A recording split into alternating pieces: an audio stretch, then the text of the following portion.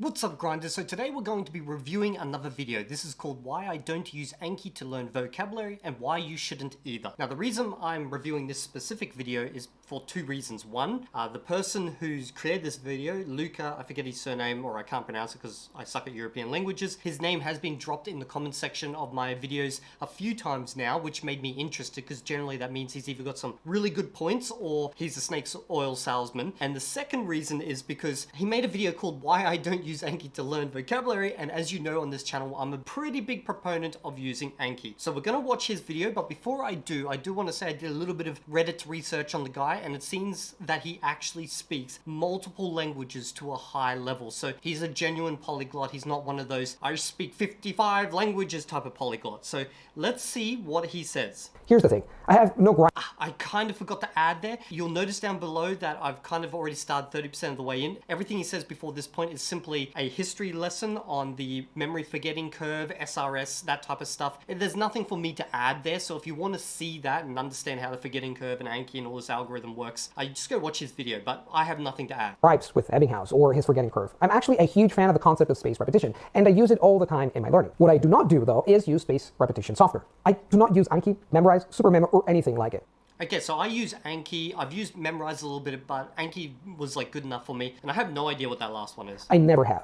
Actually, to be fair, I have given Anki a shot. I have toyed with it for a while to make this exact video, and now I Okay, so I'm already got a little bit of an issue with this video because he hasn't really used Anki. He hasn't actually used it to learn a language, and he even said right then he's only used it in order to make this video. So how can you give a proper product review, I guess, or a software review if you haven't actually used it in any depth? So that would be like me grabbing an iPhone, playing around with it for 5 minutes, then making a video, and then telling you guys, an iPhone's like complete crap, don't use it. I haven't given it a proper justified test, and I would never do that. The things that I promote, I've thoroughly in-depth tested. So this is already giving me a little bit of a sour taste in my mouth. I know I will never use it for my language learning. Why? Well, I've got 5 reasons why, which are: 1, making flashcards wastes learning time. Okay, I'm going to disagree with that point. Making flashcards for me is a fundamental part of my learning time. So how I approach it is I will watch a show, I will find some structures, like physical structures in the language within that show that I like or I want to practice. I will take those structures, maybe I'll take 6, and then I will build duplicates of that sentence. So of that one structure, I'll turn it into a template. I'll build out like 6 versions of it where I've only swapped out the nouns or I've only swapped out the verbs, and then I'll create audio cards for it and add that into Anki. But that's the last part of the process, and basically by the time it gets to Anki, I already know these structures quite well because I practiced them and I've researched them, and now they go into Anki. So Anki's not for learning, it's for reviewing. 2, adding new cards can become an addiction. That's kind of true, but you can turn anything into an addiction if you want. 3, reviewing old cards can become a chore. That's also true if you don't know how to use Anki. It's actually quite easy to get around that. 4, flashcards take language out of context. I'm going to completely disagree with that, but I'm not going to dive into it right now because it looks like he's probably going to go over each one of these points. And finally, number 5, brain-friendly learning strategies make SRS apps irrelevant. I'm most interested in that. I am always curious to learn about other strategies and provide my input on them if I've used them before or not. Let's dive right in. 1, making flashcards wastes learning time. One of the hardest parts about learning a language as an adult is finding the time to get it done. The demands of work and family life often leave us precious few hours to devote to our target language. For that reason, I strive to spend most of what language learning time I have actually absorbing and using the language in a natural way. Okay, so if he's trying to absorb the language, that implies here that he's already got a fairly high level within the language, because you can't really absorb a language if you haven't got a foundation within the language, especially if you're doing it in a natural way. Now, if you're approaching this from a pure comprehensible input methodology, as in like the radical kind where you just sit down and you just start absorbing the language, yeah, it can work, but it's a very inefficient method. Let's see what else he's got to add. By reading authentic texts, listening to authentic podcasts, watching authentic films, and having authentic conversations with natives. So all of that, you can only do that when you're already at a pretty advanced level. So I don't know if this video is focused at people who have an advanced level already and it's just skipping beginners, or he's just not thinking about beginners, because for me, using Anki is most fundamentally important in the beginning stages and the intermediary stages of a language, and then it's less important once you become more advanced, and then completely not important once you're fluent in a language, whatever way you deem that. So for example, I don't use Anki for Esperanto. I actually just use the language and learn more things in context because I have absolutely no reason to use Anki. For Chinese, I still use it quite a bit because I'm in an upper, like, intermediary level. I'm not quite advanced, I'm like an upper intermediate. So I still have like a really good need to use it. If I were to inject Anki into my language learning practice, I'd have to devote a chunk of that time to inauthentic tasks, most of which boil down to tedious data entry. In fact, to create a good quality Anki card, you need to do a bunch of things. Like, I'm not even sure what that means. Like, does he mean it's like it's not actual language learning? Because if you use like a method like I do, which I talk about in my The Grind video, it's actual study. Like, you're actually learning. You're using the language as you're learning it. You're hearing it. You're building templates around it. You're understanding the patterns that exist. So it's authentic to me. But if he means by authentic, as in you've got real texts and you're just focused on those, well, then that's kind of like more of a pure comprehensible input methodology. And I assume you've already got a pretty high level. For example, type in what goes on the front of the card. Okay, for the front of the card, I have no text. You may see in some of my videos that I do have like Chinese text on the front. That's more like a historical thing. I kind of no longer do that, except for maybe Chinese, because, well, for Chinese, reading the language is like a separate thing in itself. You need to study that as well. But on the front of the card, I'll generally just have an audio file. And the reason being is because the weakest part from those people is not speaking, it's actually hearing the language and understanding what they're hearing. Everyone can relate to, oh, like I heard this sentence, I had no idea what they said, but then as they wrote it down, I knew every single word, because you haven't actually mentally associated the sounds with the abstract meaning. You haven't created those connections. So that's why, for me, the most important thing is on the front of the card, it's just audio. I listen to it to help build up those connections. Type in what goes on the back of the card.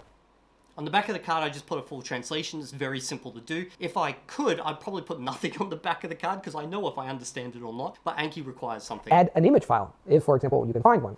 Generally, I don't recommend adding an image file, because if you're adding an image file, it implies that you're trying to learn a single word rather than an entire like sentence. You're not learning a pattern, which is a bad idea. But some people do add images just based on where they found that sentence. But if you're using my methodology, I'm using these sentences not as is. I'm building more sentences from it and making a template. So like associating an image doesn't make sense for me. Add an audio file, again, if you can find it. It's easy to create an audio file, so you can either clip it from the clip, or if you're using my methodology, you simply use a text-to-speech engine. Now, if you're worried about sounding like a robot or having an inauthentic accent, that's the least thing you should like worry about at this stage. You can correct those tiny little mistakes you encounter down the road, but most text-to-speech engines now, like, they're really good. As long as you're not using Google Translate, they're really good. Obviously, it sucks for smaller languages like Esperanto and Latin, probably more so for Latin because there's no really good text-to-speech engines, but that's like a specific language problem. The big languages, you're not going to have this problem.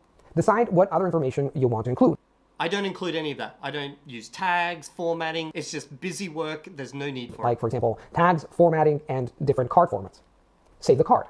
Why is save the card a difficulty? It's like literally you go, yeah, it's save. Like, why is this a step?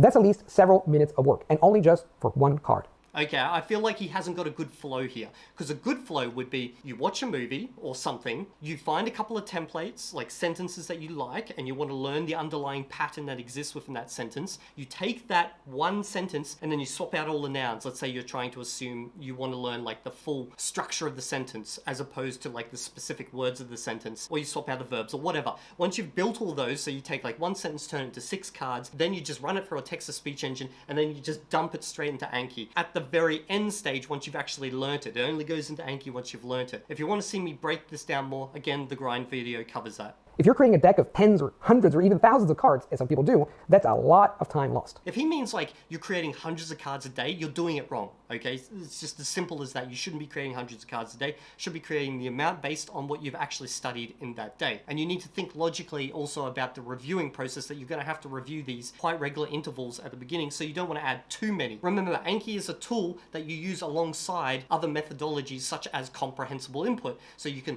go watch a lot of content, and then once you find a couple of structures that you like from all this content you watched, then you create some sentences. You don't want to create sentences for everything. Even if Anki does help speed up your memorization process on the other side, that's a huge amount of time spent up front just creating and managing your flashcards. And that's if everything goes well. From what I've been told, Anki isn't the simplest and most functional piece of software, so... Whoa. He just said, and that's what I've been told. Anki's not the most simple. Why would...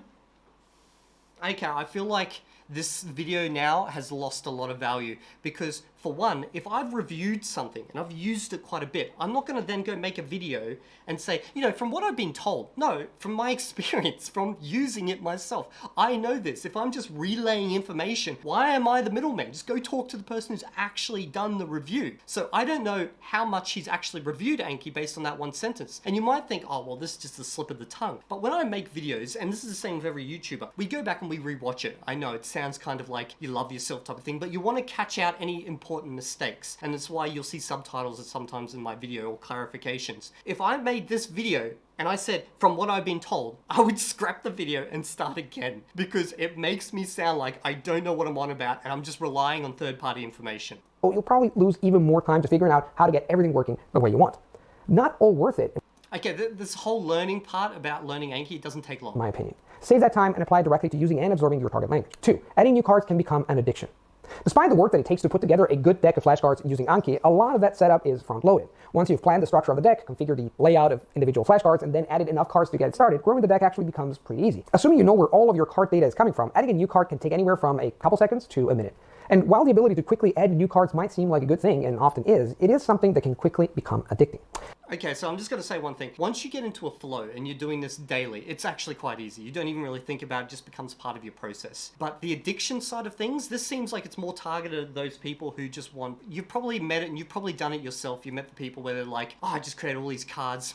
I've done so much like good language learning today, but I don't want to review them because, it takes effort. This is just busy work, okay? When it comes down to those types of people or that type of thinking. There is easy ways to make something addictive, but also not good for you. It's like the McDonald's of the language learning world. Yeah, McDonald's is quick. It's dirty. Is it good for you? No. So if you're just creating a ton of cards for the sake of creating a ton of cards to see your numbers increase, then obviously you're not putting in the hard work. And realistically, you don't need me to tell you that. You know when you're being a lazy. I was going to say like a couple of swear words after that, but this is YouTube. The whole value proposition of Anki is that it can help you remember anything you want. Since Anki flashcards are entirely digital, this actually seems feasible. Nowadays, modern smartphones make it trivial to carry card decks containing thousands of cards or more anywhere you go. Essentially, Anki removes nearly all costs associated with adding new flashcards to your card deck. Assuming you have the time to make the additions, there's nothing else preventing you from adding every phrase you hear in your target language right to your virtual memory bank. There's even software out there that can Okay, I was following along there, and then he said you could just add like everything. Like he's not suggesting you do it, but he's like implying you can. You don't add every single sentence. That's just bad methodology. There's lots of ways to use Anki. One way I say is you want to aim for like patterns. You want to give your brain as many patterns that it can recognize via Anki and forget about all the fluff. Okay, language has a lot of fluff. You can learn that in context. You can learn that through watching videos. You want to focus on those specific patterns which are important to advancing quickly. Make the simple process even easier. Using programs like Subs to SRS and Voracious, you can turn an entire movie or television show into an Anki deck of thousands of cards. Don't do that. That's a terrible idea. Anki is for review, what you've already learned. If you're just going to like take a whole movie and dump it in Anki, what are you trying to achieve? Are you going to try route learn everything? And then you're going to get tons of small little sentences which are like literally a couple of words long, which make no sense without some context. You need to create sentences they are self-sustaining. You can look at them and know instantly the context. Just a few clicks of a button. You might wonder what I'm complaining about here. Certainly having a fast way to turn movies and TV shows into learning material is a good thing, right? No, it's not. Yes, of course it is. No, it's not. If you do not know how to do all this in moderation, the size of your Anki decks can quickly spiral out of control. And that will because happen. Once you've got a deck of Anki cards, you need to actually learn them and review them. This, incidentally, brings me to my next point. 3. Reviewing old cards can become a chore.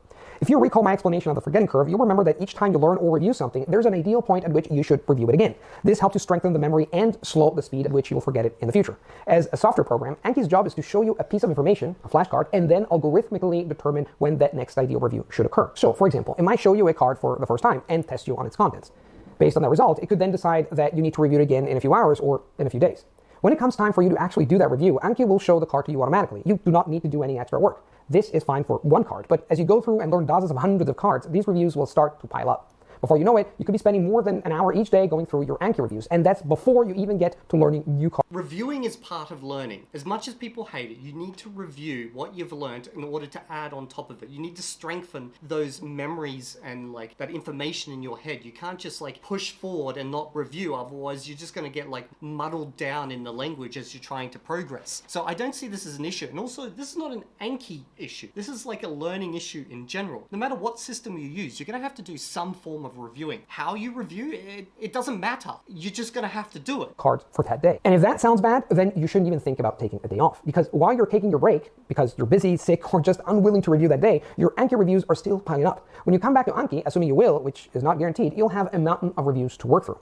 This is easy to deal with. 1, you can suspend cards. 2, you can just lower the number of reviews you do per day. Sure, it's not going to introduce lots of new cards, but remember, Anki is a tool that you use in conjunction with other methods. So you shouldn't be doing all your learning via it. It's the thing that helps you learn like the most fundamental, most important aspects of a language. And if you have like 2 weeks of reviews before you can get to your new cards, what's the issue? You need to review. You need to build up those like synapses in your brain and make them strong. You can't just like forget about all this. But let's say you do want to forget about all this. Well, then just delete the old cards that you know, reset the cards if you need to, scrap the entire deck and create a new deck. You don't need to maintain one deck for eternity. There have been times where I've taken breaks, scrap that entire deck, create a new deck based on my current progress. There's some tiny overlay with my previous deck, but I'm starting from whatever point I'm at that point. So the point is not to sit here, stare at Anki and say, Anki is everything, I must build up Anki. Anki's just a tool. And if you feel like you're being overloaded,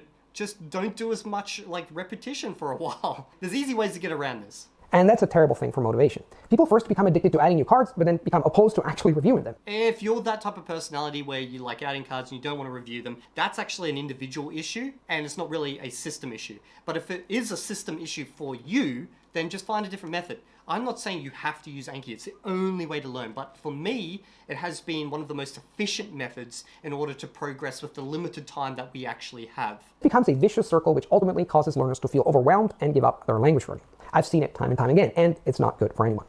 The tools you use should not only motivate you to learn, but help you stay on the learning path for as long as possible. Anki doesn't seem to do that for the vast majority of people, which is... Okay, that feels like a subjective statement. Anki doesn't do this for the vast majority of people. Is this based on some type of data, or is this just his opinion? Because if we're talking just opinions, for me and the people that I've helped and the people that follow me on this channel, although my channel is absolutely tiny, of little value compared to his channel, that doesn't seem true to me. So I've met tons of people here, like in Australia when I'm back there, who have come from China. They're trying to like improve their English and they're struggling. And I've taught them how to use Anki and shown them methods, and they've made good progress using it, and they also see their progress tracked over time. They see their cards starting to grow, their deck's starting to improve, and they know they're making progress because they've got something to look at that's tangible. Now, I talk about other methods of motivation, such as keeping a diary and stuff on this channel, so you don't just have to use it for that. But for me, and for the people I've helped, I feel Anki has been like a great tool for motivation. So I guess this is something where you, as the user, you need to give it a good try. And if it doesn't work for you, don't use it. Find another method to grind, because at the end of the day, grinding is the most important thing. You need to keep every day doing something with the language. Now, Anki may work for you, it may not, but you need to decide about that. Is a major reason why I do not recommend it. But I'm not done yet. Let's move on to the next reason. It's very rare that I say you shouldn't do something at all. And when I do say that, it means I've like tested it thoroughly, and I know that the vast majority of the time it will not work. So if you watch like my reviews of other videos on this channel, there's only been like really 2 videos where I've done like a thing where I've said, you know what, you pretty much shouldn't do this in most scenarios. And I've given really good reasons for that. And most of the time, it's not because of the methods, it's because the person who's promoting the methods has done it in such like a snake oil salesman way that I'm more like against it. But I'll clarify that in the video. 4. Flashcards take language out of context. My next gripe against Anki is one This is a very easy problem to solve, but let's see what that I have against flashcards in general. By definition, they remove the language you're learning from its natural context. Just think about it. When you picture a flashcard in your head, what do you see? A simple card with a word or phrase in your target language on one side and the equivalent expression in your native language on the back. For all its bells and whistles, Anki boils down to just that, a way to take foreign language content and chop it up into small, isolated pieces so that each piece can be absorbed, reviewed, and tested individually. Breaking down a lot of information into small chunks is a great way to learn in general, but it goes against how language inherently works. I disagree with that statement. A language is just like anything else out there. It's a big problem that needs to be solved, and like most big problems, you chop it down into its parts and you deal with the individual parts. And you start with a part that you find easy or enjoyable, and then you slowly expand out from there. Language is not something mystical. It's like learning programming, learning a language, even learning to become an actor. The same methodologies always apply. Language is not just a series of isolated words and phrases placed neatly next to each other in a row. You can say that about anything. Becoming a programmer is not about like a nice sequence of things. I've even used Anki to memorize certain programming concepts before. But just like with language, you don't want to just slap entire code blocks in there and hope for the best, or download code blocks from the web. You need to think about what you're trying to learn here, the templates, the patterns that underline things. Oh, like so many beads on a string. Rather, language functions as a network. Each word in a phrase, each phrase in a sentence, and each sentence in a paragraph. Okay, this whole thing that he's mentioned right here, word, phrase, sentence, you can easily deal with in one card with an Anki. No problem at all. Paragraph, if you're up to the stage where you're working with entire paragraphs, it usually means that you're an upper intermediary or advanced anyway, and you probably don't need Anki by that stage. So I'm not saying you need to use Anki non-stop. It's kind of like this. When you're a beginner, okay, you want to be doing a fair bit of Anki because you want to be getting as much of the fundamental structures into your brain as fast as possible. So let's say 80% Anki, like, I don't know, 10% or whatever of the actual absorbing of the language, or trying to absorb it, getting used to hearing it. And then as you progress to intermediate, you want to be like 50-50. And then once you're into an advanced, you can kind of almost get rid of Anki most of the time. Like, I don't use Anki for Esperanto. I use Anki quite a bit for Chinese. So you need to like use some of your own logical facilities. Or utterance serves to reinforce everything else around it. If you remove any of those things from its network, the natural context that it finds itself within, it begins to lose meaning. In fact, the loss of meaning can become so great that in many cases, when you remove a word from its surrounding context, it becomes essentially meaningless. You see this practically anytime you look up a word in a dictionary. Most words, have more than one meaning. But to determine which meaning is actually being used in a given situation, you have to look at the surrounding context. To give you a quick example, think of the word light. On its own, light could mean the visible radiation coming from the sun or the relative weight of an object. Okay, so this is like a really easy problem to solve. So this is how you solve it. You got two meanings for light.